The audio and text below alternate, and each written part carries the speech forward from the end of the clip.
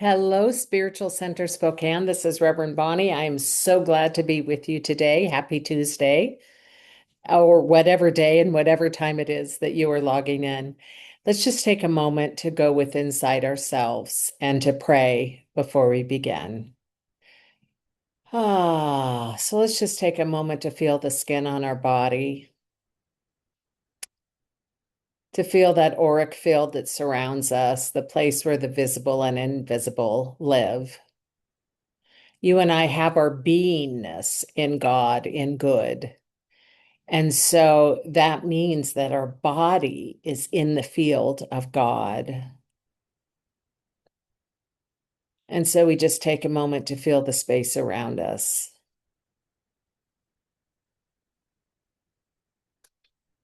And how lovely it is that you and I have come together today to remember who we are, to remember what we are about, and to recall the source of our life force, the divine presence of love itself. And I just give thanks that as we come together today, we do so with an open mind and an open heart, willing to receive that which is the capital T truth and disregard anything that isn't in vibrational alignment with your soul. And so I just give thanks that the presence of God is all over our time together and that we can feel it, we can sense it, we can know it, and that even after our time together, there is an unfolding of God's good within us. And so I just give thanks for this. And so it is, amen. Okay, guys, so lots to talk about. There wasn't a lot last week, but this week is a doozy. I love that word. Um, so, hi. Gosh, it's like I'm with an old friend. I love it. And I am. So blessings to you and to all of your loved ones for sure. So I am on the countdown. I jump in my car the day after tomorrow and leave behind 4.5 years of living full time in Spokane to become a snowbird and to rent my house out in the between time. So big change, big change. And if you have been following these YouTube videos, you will know that I have been in different processes of preparation and getting ready for the move. And I can say that this process has reminded me of how different the beginning, middle, close to the end, and the end is in a long-term big project. And so I'm aware of and have the visceral memory now of going from the one stage to the other. So I am on that giddy place where I am still doing the grind, working hard, making things happen while simultaneously seeing the end in sight. And I woke up this morning, I wrote about this in the blog this week. And in the e-newsletter I sent out, I woke up this morning with just task lists coming down in my head. And I was going to have one of those days of jumping out of bed and doing, except I stopped myself and I said, no, Bonnie, you committed to a spiritual life and to living from a place of awareness. And so you are not going to jump out of bed and start doing. And so I forced myself, and some days I have to, and most days I don't, but forced myself into my spiritual practice of getting centered, of connecting, of expanding, and becoming aware of when my brain is connected with my heart. And with all of the new science that comes from the Heart Math Institute, we know that magic happens when our mind and our heart are in congruence with each other. That we actually have a brain inside of our heart, and that when we allow our heart to be awakened, to be opened, it becomes the boss to our brain. And so we are led from a field of feeling. We are led from a place of love instead of from the taskmaster. So when I woke up this morning, I was very clear that I want heaven on my side. I want the angels and the archangels and the invisible forces on my side today, not just a task list. So it took me sitting down and doing my meditation and asking for help. The thing that any angel expert will tell you, and I would not say I'm one of those, but what any angel authority would tell you is that you have to ask, that angels don't just intervene traditionally, um, but you ask. And so I sat down today and I just said, I don't want to do this alone. God, angelic realm, friends in the invisible space. I want to be magically surprised today by how easy it is in this phase of where I'm at and how joyful it is and how good I feel. And so I've had a great day with lots of accomplishment, and I anticipate more. But calling in the invisible forces was really important. Last night, I had a phone call with a friend of mine that I haven't talked to in a while. She's beautiful, a magnificent woman. And she actually joined an anonymous group that I didn't know existed, but it exists for people who are addicted to technology. And the conversation we had was very interesting because she said she's purposely set up her life now so that her life is not driven around technology, but that her life can be assisted by it. Now, she's a lot younger than me, so I grew up in a time where I knew technology was a tool and not the thing. But she's younger than me by several decades. And so she did not have that privilege. And so she has felt like it has driven her. So she was telling me that she has um, given up uh, a- having a conversation with someone and then saying, let me look that up and on the internet, let me check that out. And so she's given up that function. She turned her smartphone into a dumb phone, and there's apparently a way you can do that. She stopped texting and only takes phone calls. And she said she doesn't look at the news at all, but once a week she'll walk to her local bookstore and buy a newspaper and sit down and read it. So she doesn't want to be inundated with everyone else's thoughts and opinions. And she's not listening to podcasts either. That was her other thing. So, what I shared with her is if you have ever taken a spiritual practice class from me, you will know that the first 2 weeks, that we go on a media fast. And that includes not only everything she said, but also programming, not binging or watching programming, that it is literally putting aside any of the messaging that's pulling at you and then allowing yourself to do you during those 2 weeks and then choose what you want to add in or not add in. But what happens is that our portal between ourselves and the magical gets unclogged. There's more clarity between who we are and our soul is when we aren't attached to all of the stuff coming in and coming at us. And so I found it interesting that there's an anonymous program, as there probably should be, for addictions to technology.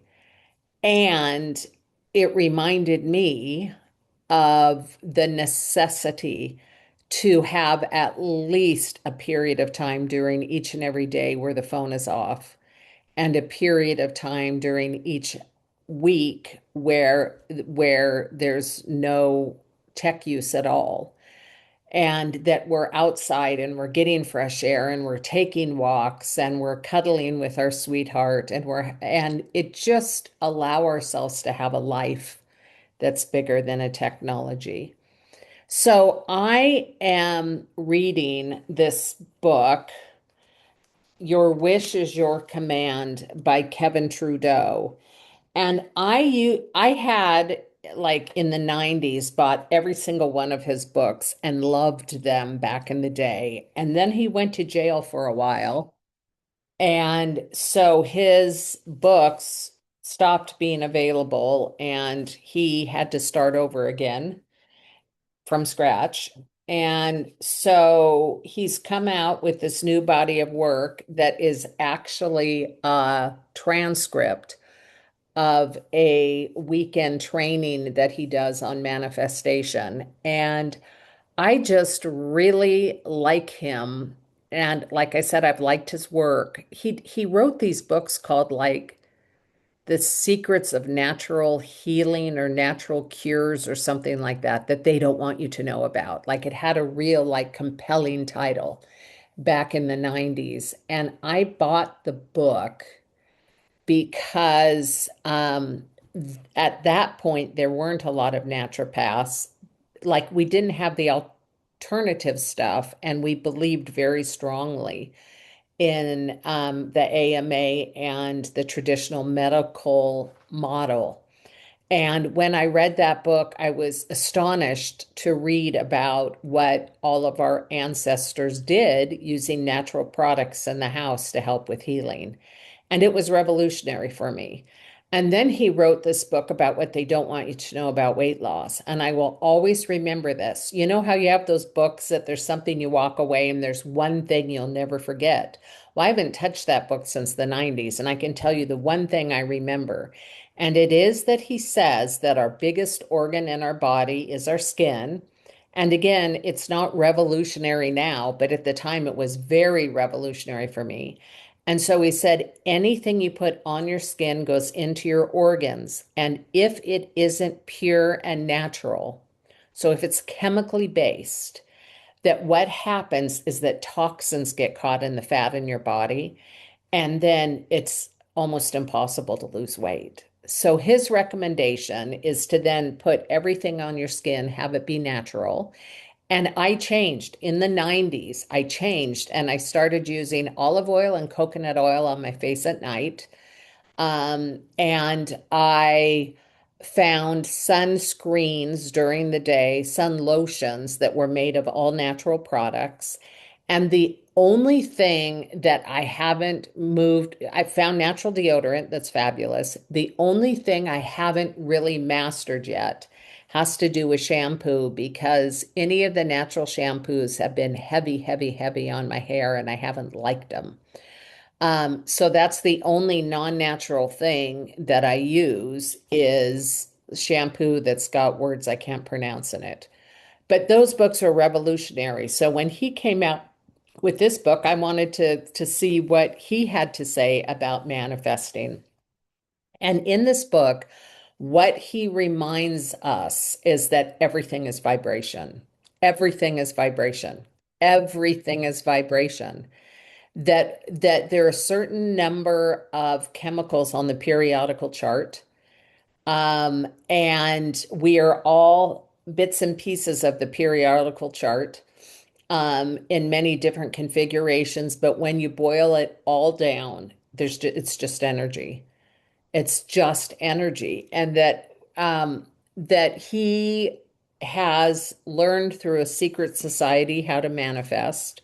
And he said it is the process that the royals and the very wealthy people have had access to since birth. And so I'm just finding the book compelling and interesting from a whole slew of different angles. And he's written it in a hypnagogic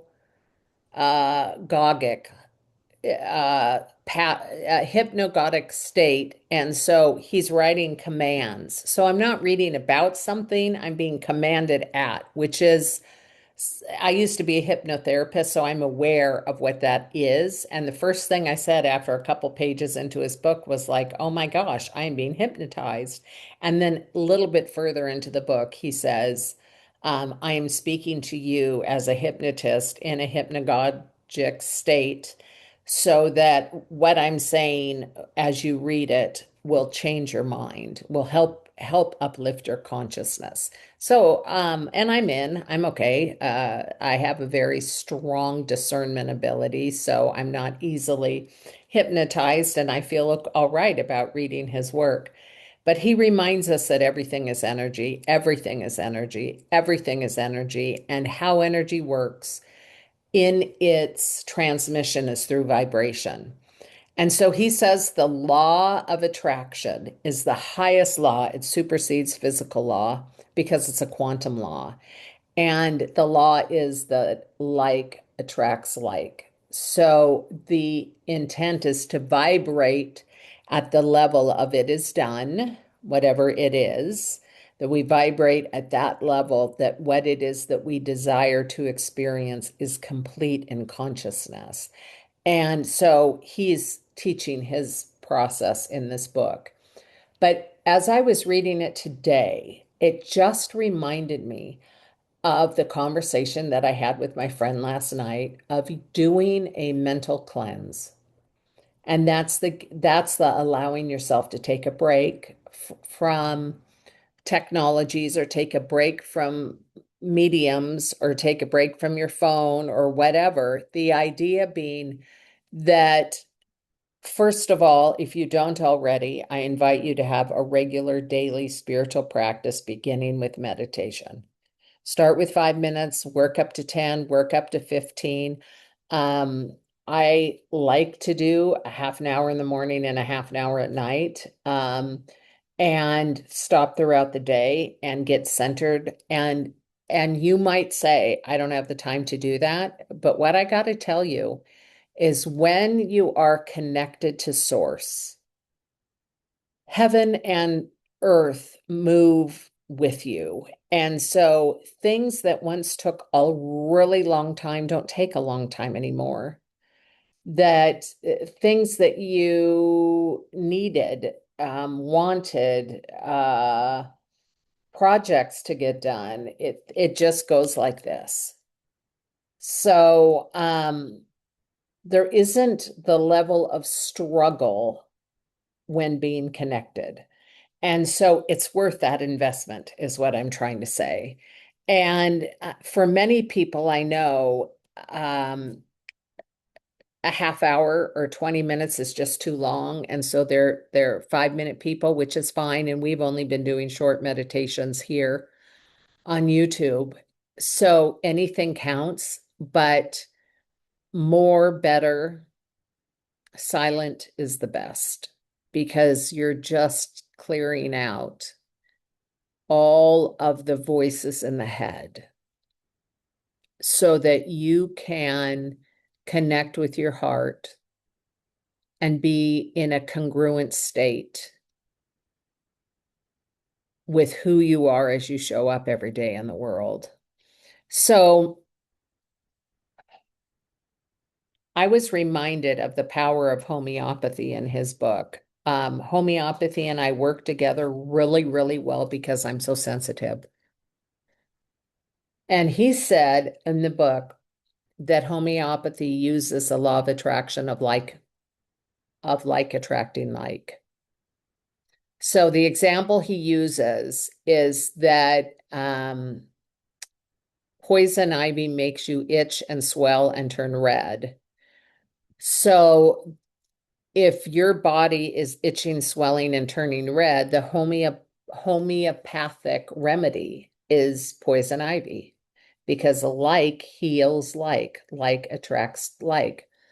But what he's saying that I know to be true and always fascinates me is that the delusion is so significant in homeopathy that any scientist could put a drop of a homeopathic solution on a slide and all they'll see is water.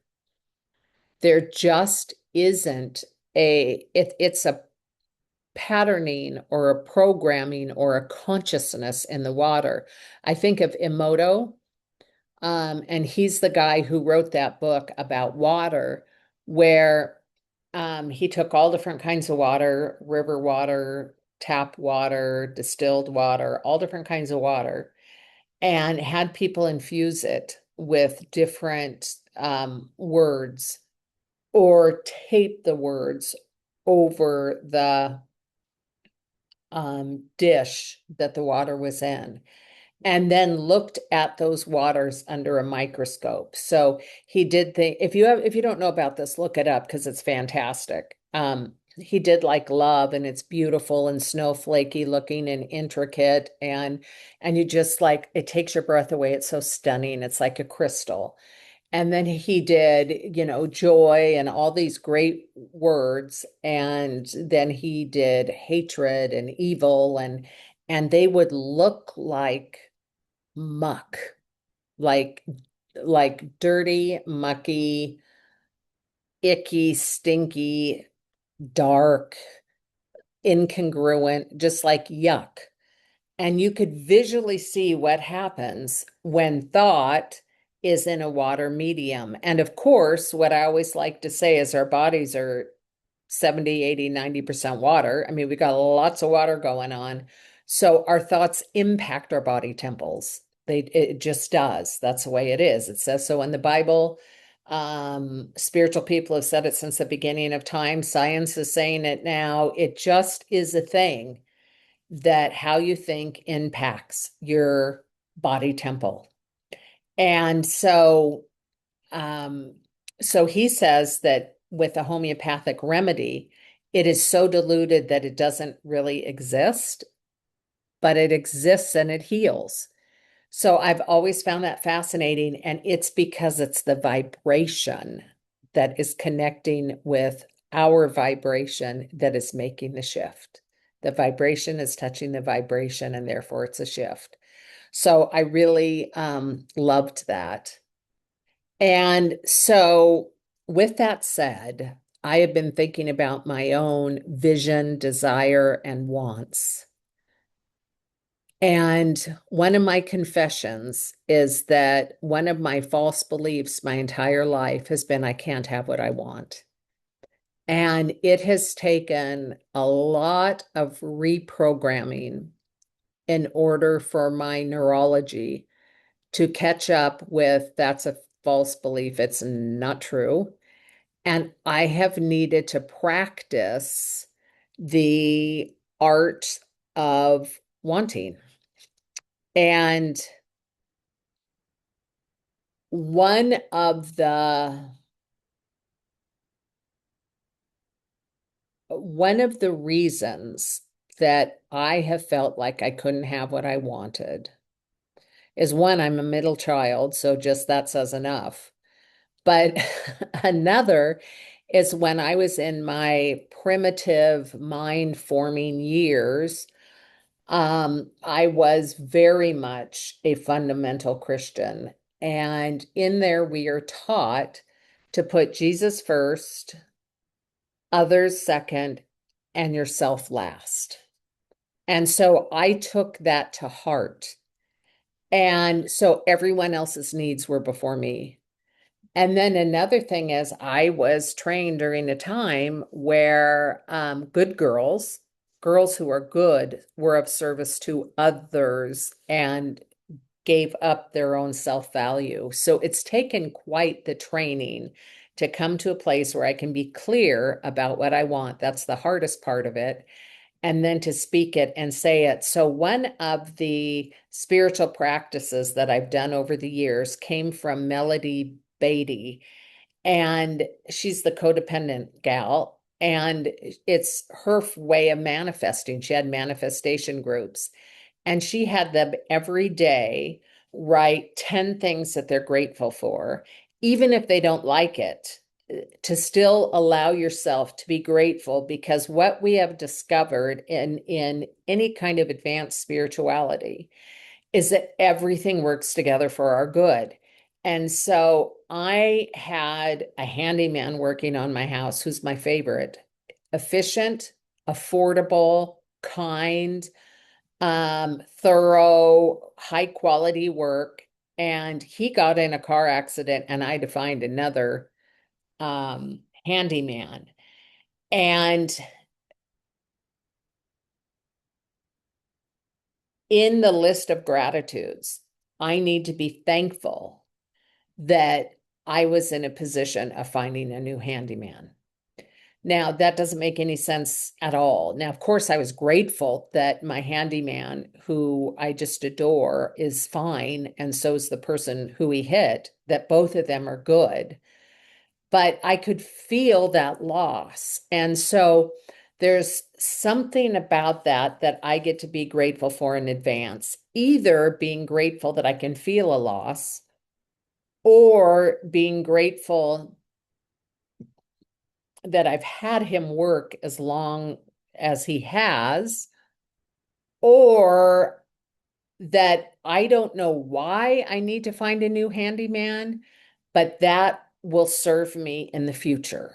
So there's always this like opportunity to be grateful for things I don't like and things I like both. So one of her practices is make a list of 10 things every day, be grateful for it, whether you like it or not. And then the second part to that is to start putting down your wants. And I think there's a magic in the energy of gratitude mixed with wants. But it was so easy for me to come up with 10 gratitudes every day. The wanting part was more difficult. So it's a really, really good practice to do. So as this part of my journey is coming to a close, I'm now in a place where I will be feeding a vision and following desires. And what I like is to listen to my soul and see what comes up, what's evolving me into my next step. I like that. I like that evolutionary component versus coming from my head. But any kind of want I'm going to capture just for the practice of getting the valve pumped, just to get it going.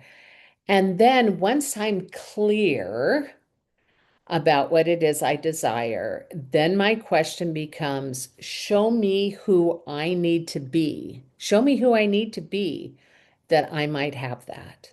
Show me who I need to be that I might have that. So I know for sure when I show up down in Arizona that I want to have a really good marriage. I want to be, I want to trust my husband, which I do, but I mean, I'm saying I want to create a marriage that's full of trust, full of love, full of gratitude, full of co-creation. I want to enjoy our time together and I want to be able to share space well. So that's what I know so far. I'm sure more is coming. But if I want that, the next question then becomes, who do I need to be so that I can have that? And the one thing about the spiritual journey is we are always called to change and to shift. We're called to go higher in consciousness, to go larger in the field, that we may be evolved into the next yet evolution of our soul, of our self, so that we may become more of who we are on this planet, not less. So I'm excited because when I get down to Arizona, one of my primary intentions is to grow my ministry. This past year, I have been so involved in tending to household that I'm looking forward to being of service again to humanity in a way that I haven't been when my time was devoted to other things. So I'm really excited for that, and I will be needing to ask myself questions like what kind of classes do I want to offer, and how do I get the information out that this is my next body of work, and what like branding stuff, like all that kind of jazz. And I'm excited because when I get clear about what I want, then there's a vibrational pull in the universe that just moves heaven and earth so that so much good can happen. So I get clear about my vision and desire. I write my wants and gratitudes, and then I ask myself, and this is a journaling process, a meditation process, who do I need to become? And that I can have that life that I desire. And there's always a call to more and to different, for sure. So how does it feel when your body, this is a question I would ask you to journal and think about. How does it feel in your body when you are aligned with your soul, when you're aligned with spirit, when you are being turbo boosted by God? How does it feel in your body? How does aligned feel? How does coherence feel? What does that feel like for you? That would be a question well worth journaling about. And that is it. I guess I will tell you that when I ask myself that question, I can feel a solidity in my body and a lightness simultaneously, which sounds like an oxymoron, but it's not. It's a paradox that has become integrated. So that's my experience. But for you to know what it feels like in your body when you're aligned with the presence is very powerful. There we go. All right, so let's take a few moments to meditate. And thank you for being here today.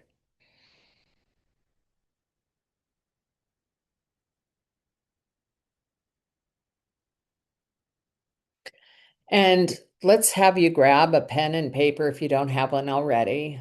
We're going to just kind of play around with this idea of wanting.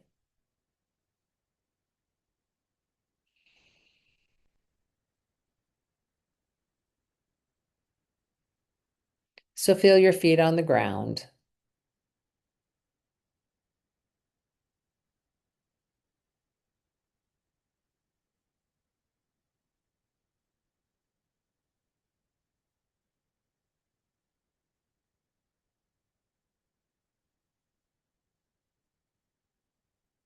and feel the light in your singular eye in your forehead. Breathe into your heart, feel an open-heartedness. And with intention, we just open all of the chakras in our body temple, opening them up, allowing the portals of God's good to become unclogged and clean and clear.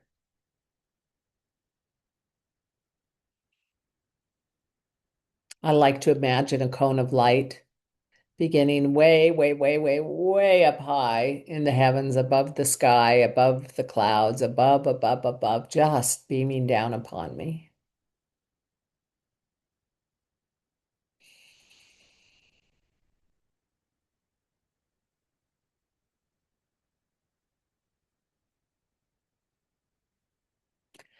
And from this place, I want you to start making a want list. And it could be absolutely outlandish, as my grandmother loved that word. It could be outlandish and it could be very practical.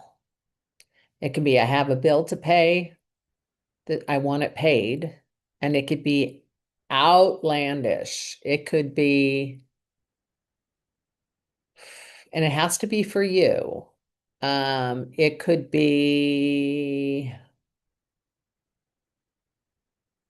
Hmm. I want my house paid off. So it could be small and it could be big. It can be a healing of an ailment. It can be the calling forth of a partner.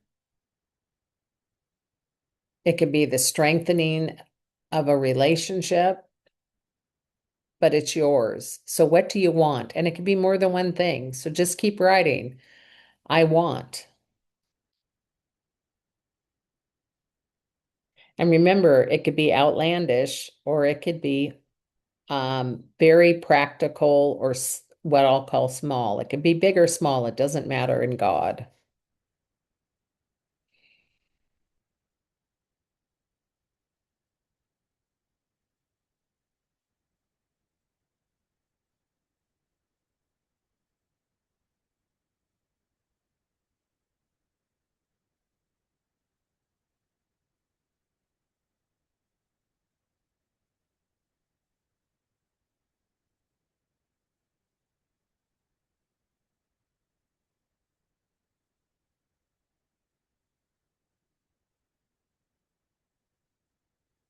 Let's take a few more minutes to do your writing.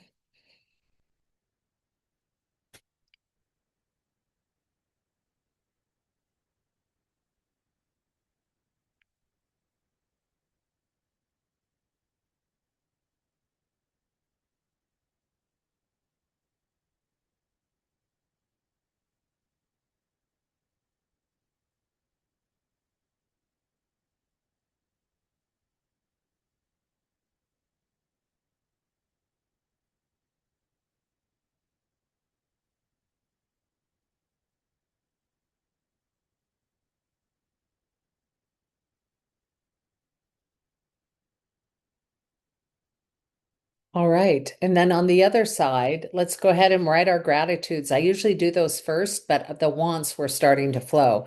So, what am I grateful for today? And I know that I am really grateful that I can see the end in sight for sure. So, again, small gratitudes, large gratitudes, it doesn't matter, but you want to be able to feel them.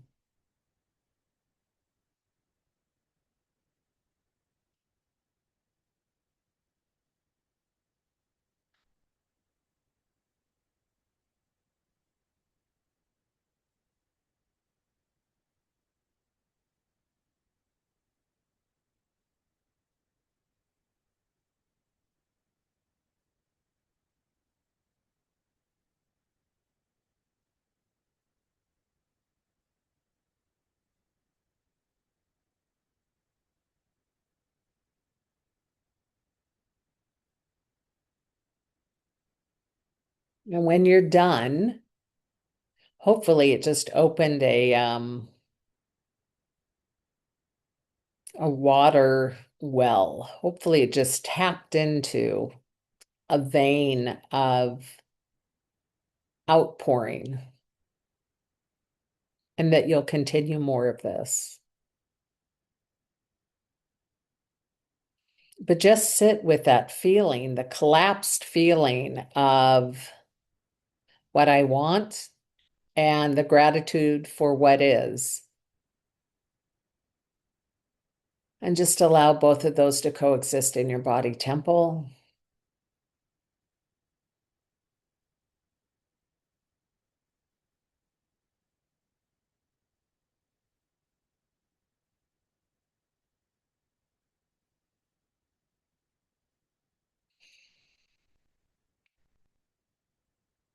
And right here and right now, I just give thanks for me and for you. I give thanks for everyone who's tuned in. I give thanks that the divine presence of God is at work always.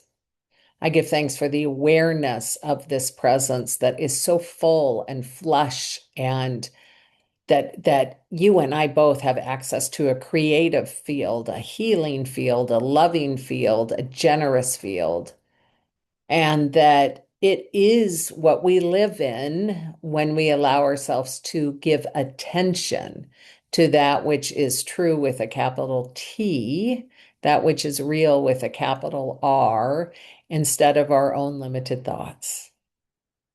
And so I just give thanks that the presence of God knows what it's doing always, and that I get to swim in that stream, be in that flow.